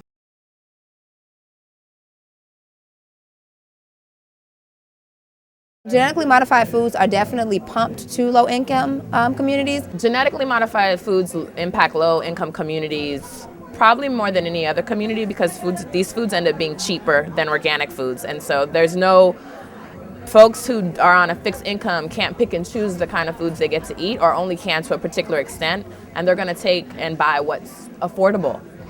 Again, there are foods that were made, for mass production, so that the availability of fresh organic produce or produce in general in low-income communities is very scarce.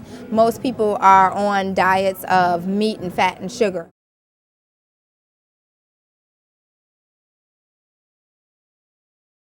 This is tricky, right? Because you're dealing with countries that don't have anything, but have minimal resources to food because of drought, because of capitalism, because of so many factors, that if a cheap seed is available, the fact is that they have to buy seeds and they can't seed save is a problem in itself, but it's cheaper to buy this seed versus this organic seed. I'm gonna buy this GMO seed and be able to provide for my family. But again, the long-term effect says that your soil is going to be corroded, your health from harvesting this food is going to be put at risk, and then you're going to consume this food, which in the long run probably can have negative effects on you. I think that's the scary part about GMOs, is that nobody really knows. When we slice in genes, it may make that plant healthier, but it also might make it less effective long term. So, it may be really bug resistant today, but we don't know what that's going to look like 5 years from now. I think that there are other more sustainable ways to grow that wouldn't involve genetically modified seeds.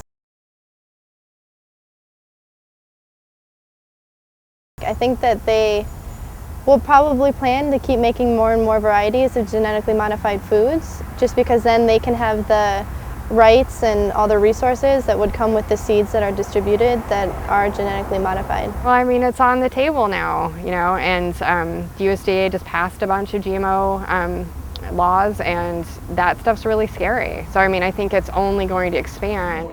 Haitian farmers revolted against using GMO seeds because they know the negative outcomes that it will have, despite knowing that they need to be able to provide food. But they're also making a statement saying, we have seeds that we can use, and we want to use our own seeds. We want to be able to grow what's local to our country. And a lot of protest has happened in India around this, around being able to seed save and use your own seeds instead of having to purchase seeds, because it's absurd. If I grow a crop, I can keep those seeds and plant them next season, but you're telling me that now I need to buy seeds from you. And this is why I say to you that we must learn how to grow our own food. We must share our seeds. We must save our seeds. We must make sure that this generation and all generations to come, have access to healthy food. And that does not mean genetically modified food.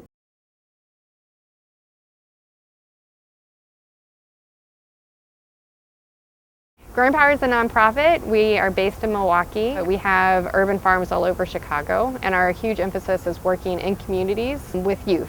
And so all of our projects are really community-based, so each one of our farms looks really different, and it's run by different kids who are really trying to learn about the food system and who are trying to learn about healthy eating. And sustainable food is food that's grown naturally, so we're trying to do as much as we can to mimic nature and to grow really healthy crops using different types of methods that aren't synthetic. So we're not using pesticides that you would get, that you would make scientifically, and so that's really where we try to emphasize. We want to have super productive farms so that we're feeding lots of folks, but also so that our kids can get educated and can have gainful employment in the future.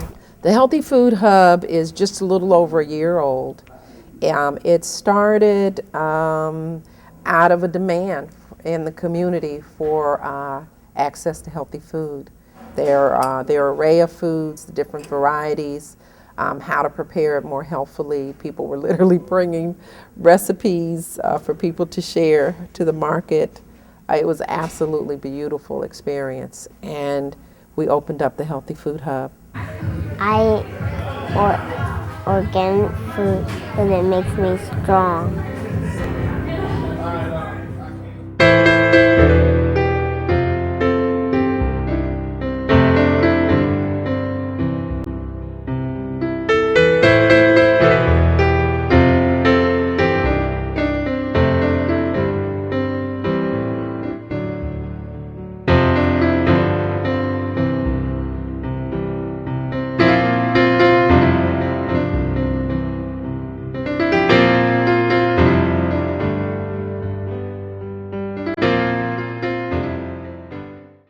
Can anybody hear me? I try and I try to do better. But haters wanna hate cause they are not greater. I just do me, I don't do Miss Cinderella. But been through hell and back and this ain't even where it's at. Keep a smile upon my face so emotions won't make me crack. I got kicked out my first year of high school. Tired of singing same blues, trying to make my dreams come true. I'm running and running, trying to hide from the streets. I don't wanna be a victim, let me see age 33. Let's stop the violence, let's stop the hate, let's stop the crime. Let's get it together. Do you know someone who has lost their life due to senseless violence? I do. Darian Albert, a young man who I grew up with as my little cousin, was beaten to death September 24th, 2009 by a group of African American boys when he was on his way home from school. He was a junior at Finger High School. He was an honor student who received many awards such as Outstanding Male, Finest Boy, and Perfect Attendance. I have decided to talk to people about why is there so much black on black crime. What I think causes a lot of black on black crimes is the mindset of the need of survival, the survival tactics, you know, like we don't have a lot of resources in our black communities, so that leads to like doing probably illegal things to get what we need to survive, basically. In most cases in those areas, I think it's an urban problem because there's a lack of resources and social, just a number of things throughout the community that other communities have the resources, and I think the lack of resources is one of the #1 issues and causes for some of those problems.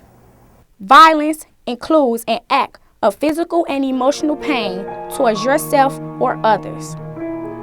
One of the first warning signs of violence is when people start trying to have control over you. Controlling a person keeps them from facing reality. Since they're not able to control what the problem is, they get violent. At the root of each incident is a history of abuse, neglect, bullying, harassment, or teasing. But there are also structural causes of violence, such as media violence and not enough attention at home.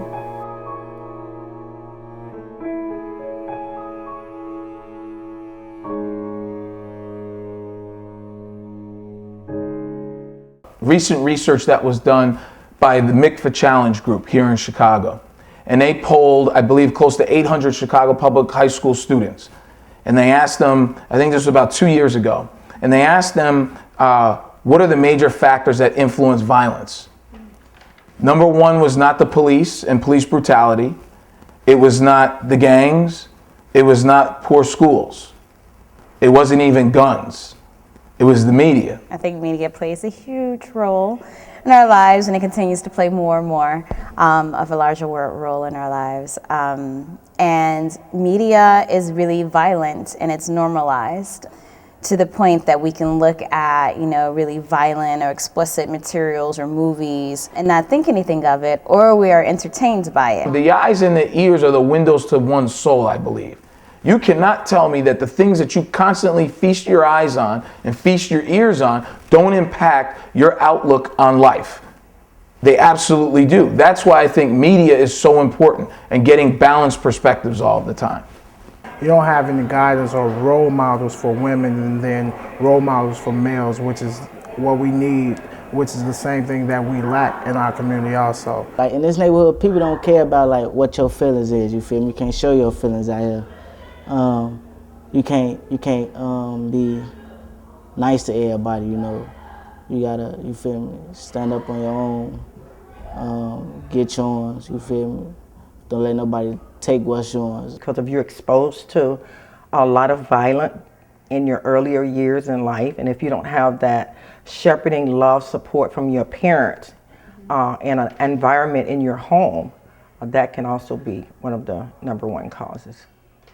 If you don't know that there's something more important than you and something in where you kind of fit in, then it's not a big issue for you to go pick up a pistol to solve all of your problems, because you don't really see the value that's lost when we lose you, either to death prison, you know, incapacitation. You say you get shot and you're in a wheelchair for the rest of your life.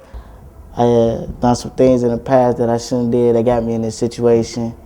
And you feel me, I regret it some days, because you feel me, I gotta live my life a different style now. But, you know, if I had a chance to go back, then I would, and you feel me, and take that mentality out of my head that I had back then, like, fuck everybody else, it's just me out here, you feel me? Then, you feel me, that's what I do.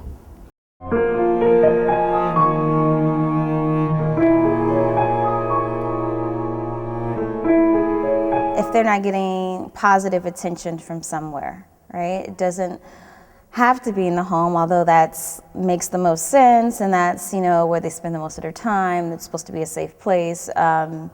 But I think, you know, if it's not from the family, it could be from teachers, or it can be from community organizations or adult mentors. But yeah, if they're not getting it, then I think we all, and this isn't exclusive to youth, so I'm not like looking down at youth in this way.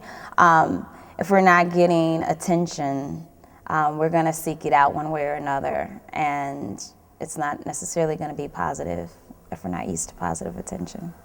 No. Some young people are so deprived of certain basic necessities. I'm not necessarily talking about food and what, I'm talking about the love, the affection, the caring. You know, I do a lot of talking at schools. And one thing I always say to young people when I leave wherever I am is I tell the class, or I tell the assembly, I say I love them. I always end and say, hey, look, I'm gonna tell you something. I love you guys. I love each and every one of you, and you're gonna make it. You have to make it. And the reason that I do that is because I know as a black man that there aren't enough African American men telling our children that they love them.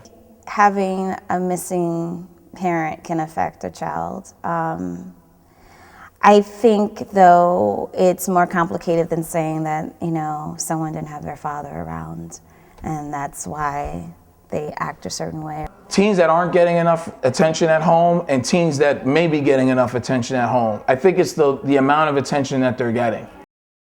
Well, as a counselor, my experience throughout the past 25 or more years that I've been a counselor, it has a tremendous impact.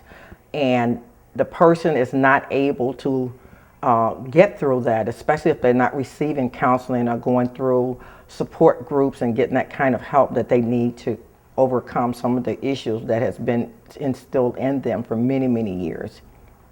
If we do try to do something positive, then people still think that we out here doing something negative, because how the rest of the young black people around here, you feel me? But you know, it's what you choose to do in life, you feel me? But it don't matter. To me, it really don't matter, because you're still gonna be labeled as a black person that's doing something negative. Growing up in a violent world influences you to do what you see. We, as a community, need to come together and figure out ways we can stop the violence with youth in our communities. Let's start by asking the question of, why is there so much violence in the first place? We need more role models and resources for the youth to look forward to. The situation that happened to my cousin Darion Albert caught the world's attention, and we need to do something about it before it gets worse. Even though it's very painful to me and my family, we are still moving on the best way that we can and hoping the world will have more peace.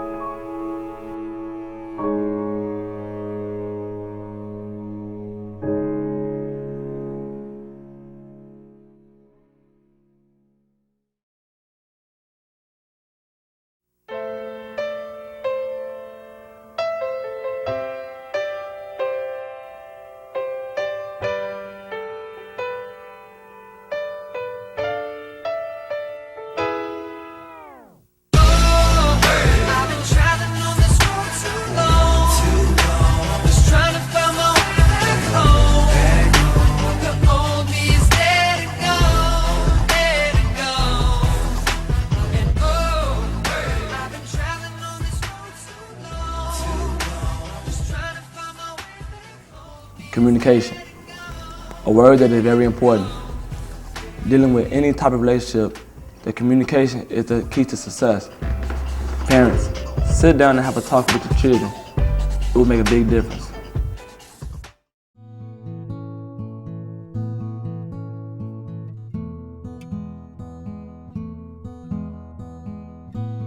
Education is extremely important to students or to anybody because there's this link between education and freedom.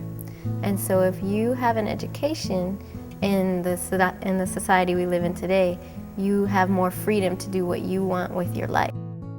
Well, education never ends. Education is about learning, it's about growing, it's about becoming fully informed about whatever realm you want. So in life, I think it's a huge spectrum of things that you're being educated about.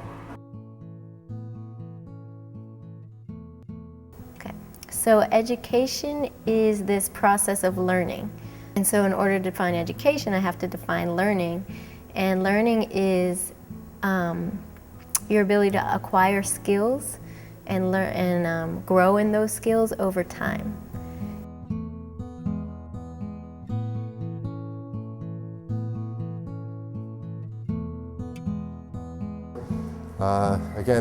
Education never ends, so in life, to be successful, you need to be educated about whatever topic is important to you.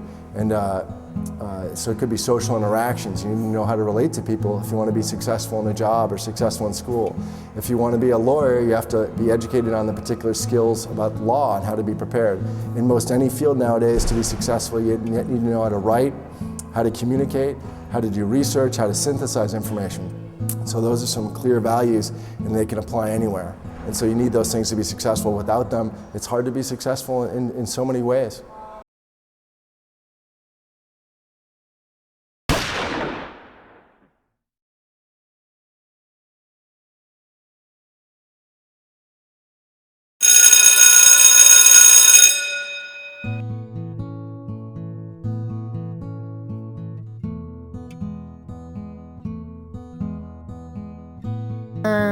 So if a student doesn't finish school or doesn't finish high school or doesn't take that chance to go on to college, it's hard to say because each individual is different, but they'll find themselves in a harder situation than a person with an education. They'll find it harder to do what they want to do with their life than somebody who does have an education. I think every person is unique in their own journey. They're going to travel it as it seems fit. As I said earlier, education never ends. So if you are just don't learn anything, then you're probably never going to get off your bed and you're going to sit in your mom's basement for life. I believe, I believe, I believe. Oh, I believe, I believe, I believe. Oh, I believe, I believe, I believe. Oh, I believe, I believe, I believe. Oh, when the mountains seem too high, and you don't have the courage nor the strength to climb. Hello and welcome to FSM News. I'm Savashane Brown. And I'm Marquise Brown. FSM News is a product of Free Spirit Media, which is a nonprofit organization that empowers youth voice.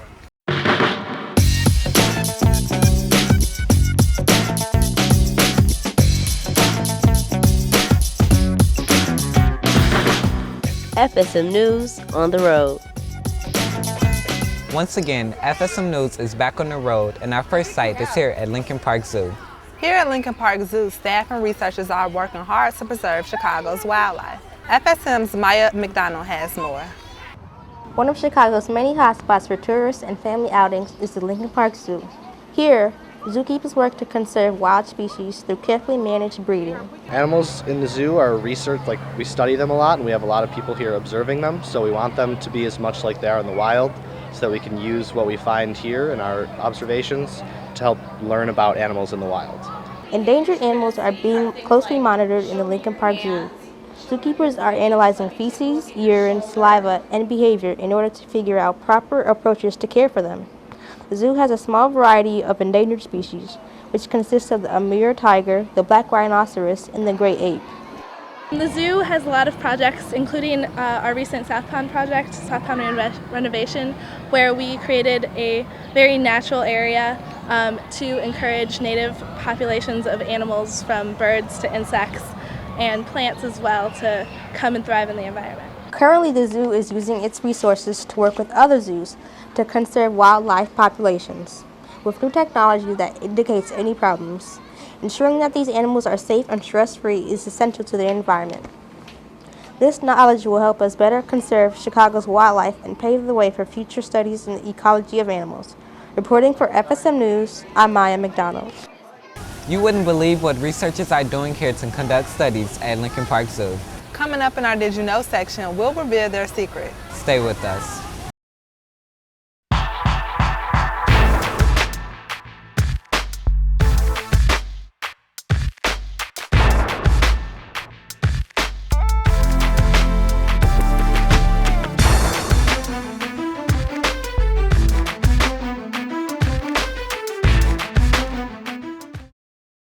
Welcome back.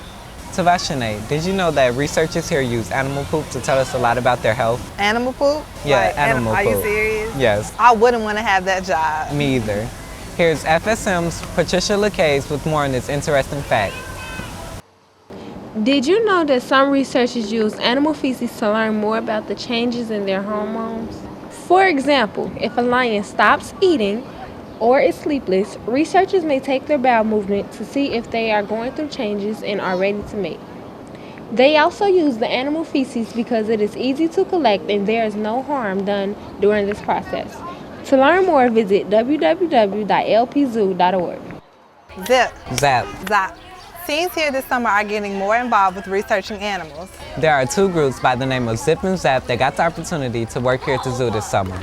Here's FSM's Chantel Jefferson with more on this story.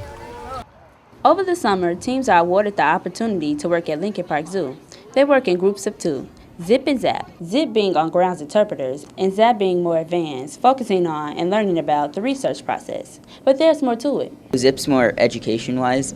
Like, we're out on grounds every day in the education department talking to guests. As a Zap, I do a lot more like science work. I do a lot of observing animals here and looking at camera traps and working in the lab. Many teens have learned a lot from this program and are excited to share their experiences with others. I now attend the University of Southern California, and I'm a biology major, and I'm hoping to use my knowledge at the zoo and also my experience to work in the field of animal behavior and research in that position. I'm here live today at Lincoln Park Zoo, where the Zip and Zap team are excited and eager to learn more about these animals. This is an important job to these teens, and they take pride in their work. During the internship, teens are exposed to a lot of animal information, personal growth experiences, and professional experiences, such as learning about careers that can help them in their future. I've already gotten so much out of it. I continue to learn something every day. You learn so much about the zoo and the workings of the zoo and the people around you. I also expect to learn more about research and like research methods, because that's what I want my future career to be. I want to be a wildlife biologist doing conservation work. So this is giving me an excellent opportunity to learn all about research methods. Out of the hundreds of teens that applied, only 15 dedicated teens were accepted into the Zip and 2 into the Zap program. So if you are a determined teen and want to learn more about animals, visit www.lpzoo.org for more information. Reporting for FSM News, I am Chantel Jefferson. So far, I've learned so much about what takes place here at Lincoln Park Zoo. And there's still more to come. Don't go anywhere, because FSM News on the road will be right back.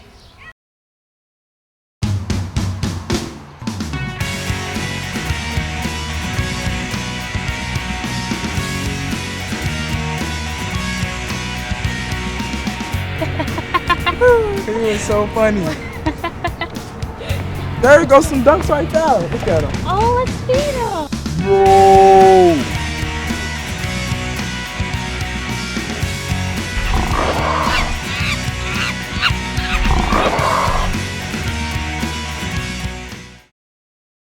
Researchers here are constantly busy studying the behavior of animals. Behavioral research is done on many animals such as gray apes, tigers, and meerkats. FSM's Courtney Coleman has more with this story. Recently, FSM News visited Lincoln Park Zoo to learn more about the student interns who participate in behavior research. A few of the animals are zebras, toucans, chimpanzees, and gorillas. This enrichment can be a toy to play with, an unusual scent, or food placed in a strange location, such as a paper bag. Sometimes researchers see different types of behavior when enrichment is present. Sometimes they don't. It can depend upon the species and on the type of enrichment. Depending on the animal, they will receive different enrichment. Like, for example, some of our primates will receive puzzles in which they place food, and the primates will have to kind of work their mental capacity and try to get the food out. Enrichment can help replicate how an animal might behave in the wild. For example, the zoo staff will scatter vegetables around the gorilla enclosure so the gorillas have to forage for the food as they would in the wild. This is more like nature than putting the food in a bowl. All animals do the same basic functions. They all have to eat and drink and sleep and play. So the behavior that we observe here at the zoo includes all that stuff. If they're eating, if they're foraging for food, if they're drinking water, if they're playing with one of their enrichment items and things like that. Alex and I have been observing the toucans over in our hoofstock and antelope zebra area, and they have some pretty interesting behavior. You don't quite expect it at first, but they exhibit a lot of social behavior, so they act differently around each other, and I've seen them interacting with some of the enrichment in their exhibit. Location is important as far as where they spend most of their time in their exhibits, because the researchers in the zoo, we want to know how to best formulate and create the exhibits for them so that they enjoy being there and it's more like their natural habitat. So if they are never in one corner of the zoo or one corner of their exhibit, we want to decide why is that and kind of understand where they enjoy spending most of their time so we can make it a better place for them to live. If you would like to know more about the behavior research, visit lpzoo.org. Well, it's time to wrap up this week's newscast, but we'll be back next week with more news, did you knows, and PSAs. Until then, check us out on Facebook. Search FSM News. You can also find us on ABC7 Chicago's website in the community section. Thanks again for watching FSM News, and make sure you tune in to next week's show. 3, 2, 1, and that's a wrap. Free Spirit Media partners with schools and organizations to provide education, access, and opportunity in media production to underserved urban youth. Through hands-on production of their own media content, participants build life skills in communication, critical and independent thinking, teamwork, and the use of technology. Believing that youth perspectives are a critical element of American culture, Free Spirit Media actively distributes student work to a range of audiences. Participants' dreams and aspirations grow, and in turn, their voices and visions benefit our society.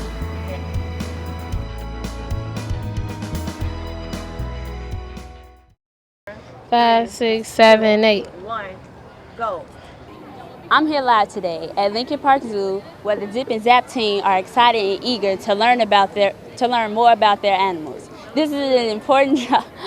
Thanks again for watching FSM News, and make sure to turn in to next week's show. 3. I said, yeah. Is that a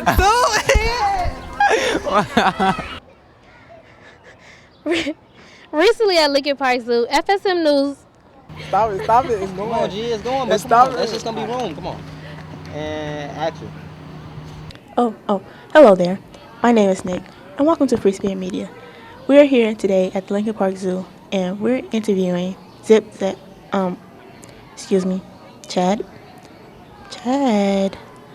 Not a film. That's not me. I'm sorry, I quit. I can't work under these conditions. I'm a superstar. I don't have time for this.